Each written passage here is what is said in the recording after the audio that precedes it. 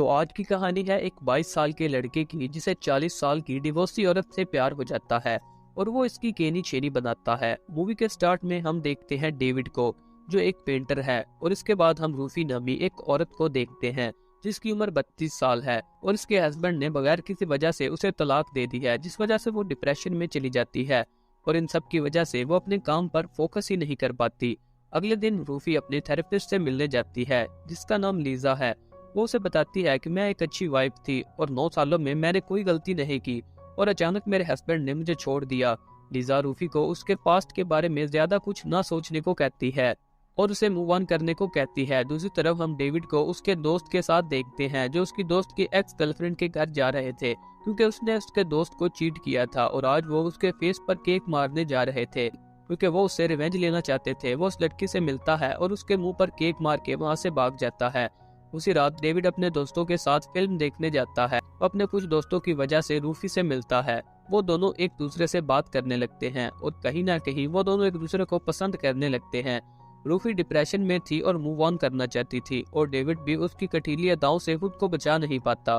Film देखने के बाद डेविड अपने घर पर बैठा था और वो रूफी के बारे में सोचे जा रहा था। वो रूफी को कॉल करता है लेकिन बात करने में उसकी गेंद फट रही थी तो वो कॉल काट देता है। रूफी भी समझ जाती है कि डेविड उसे पसंद करने लगा है और वो भी बात करना चाहती थी। डेविड हिम्मत करके दूसरी बार कॉल करता है। रूफी उसे पहले इत्मीनान से बात करती है और उससे पूछती है कि तुमने क्यों कॉल की। डेविड उसे कहता है कि मैं तुम्हारे साथ डेट पर जाना चाहता हूँ और तुम्हारे साथ वक्त गुजारना चाहता हूँ। रूफी ये सुनकर खुश हो जाती है और डेट पर जाने के लिए मान जाती है। अगले दिन वो दोनों डेट पर जाते हैं। घर वापस आते हुए वो एक गार्डन से गुजरते हैं। वो दोनों एक बेंच पर बैठ जाते हैं और एक दूसरे से बात करने लगते हैं।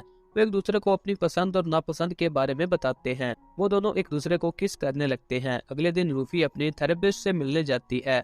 वो उसे उस लड़के के बारे में बताती है और अपनी किस के बारे में भी उसे बताती है और उसे कहती है कि मैंने बड़ी मुश्किल से खुद पर काबू किया था क्योंकि मैं सिर्फ उससे 2 बार ही मिली थी। उसकी थेरेपिस्ट समझ जाती है कि रूफी को उसकी जिंदगी में एक बॉयफ्रेंड की जरूरत है। वो उसे इस लड़के के साथ रिलेशनशिप में आने को कहती है और रूफी ये सुनकर खुश हो जाती है।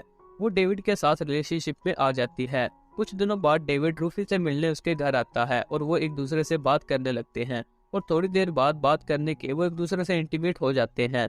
थोड़ी देर बाद डेविड उसी थेरेपिस्ट से मिलता है। आपको यकीन नहीं होगा कि लीजा डेविड की माँ है, लेकिन लीजा नहीं जानती कि उसका बेटा रूफी को डेट कर रहा है और रूफी नहीं जानती कि डेविड लीजा का बेटा है।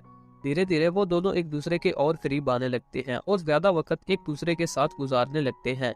जब रूफी अपनी थेरेपिस्ट से मिलती है तो वो उसे डेली अपने बॉयफ्रेंड की एक नई बात बताती है और वो उसे अपने जिस्मानी ताल्लुक के बारे में भी सब कुछ बता देती है।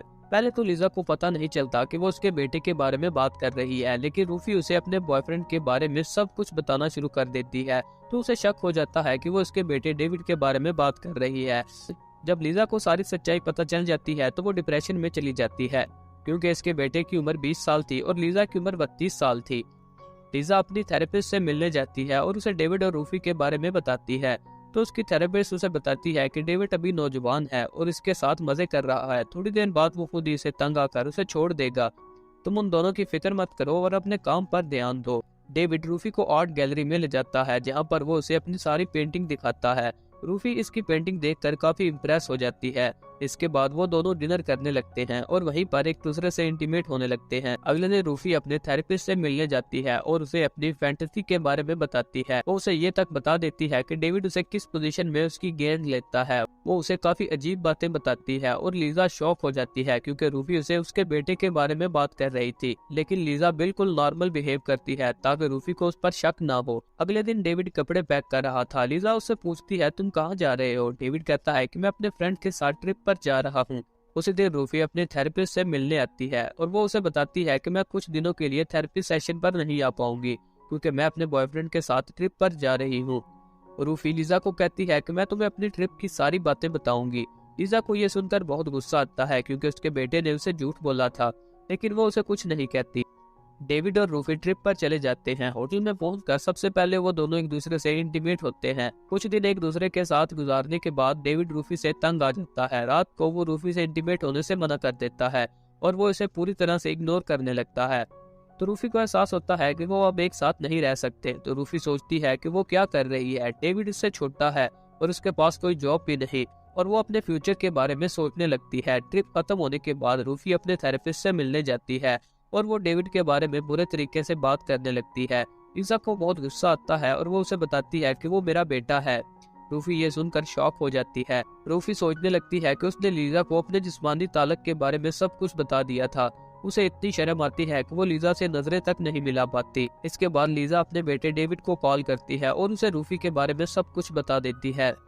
डेविड ये सब सुनकर अपनी माँ पर गुस्सा करने लगता है और कहता है, अगर आपको पता चल चुका था तो आपने रूफी को क्यों नहीं बताया? आपने क्यों रूफी और मेरी इंटीमेसी की कहानियां सुनी? इसके बाद डेविड रूफी से मिलने जाता है और गुस्से में आकर वो उसे ब्रेकअप कर लेता है। अगले दिन उसे अपने किए पर बहुत अफसोस होता है। वो रूफी से मिलने जाता है और उसे माफी मांगता है, लेकिन रूफी उसके साथ रिलेशनशिप नहीं रखना चाहती थी। वो उसे ब्रेकअप करके वहां से चली जाती है। लीजा डिप्रेशन में थी। वो अपने थेरेपिस्ट से मिलने जाती है।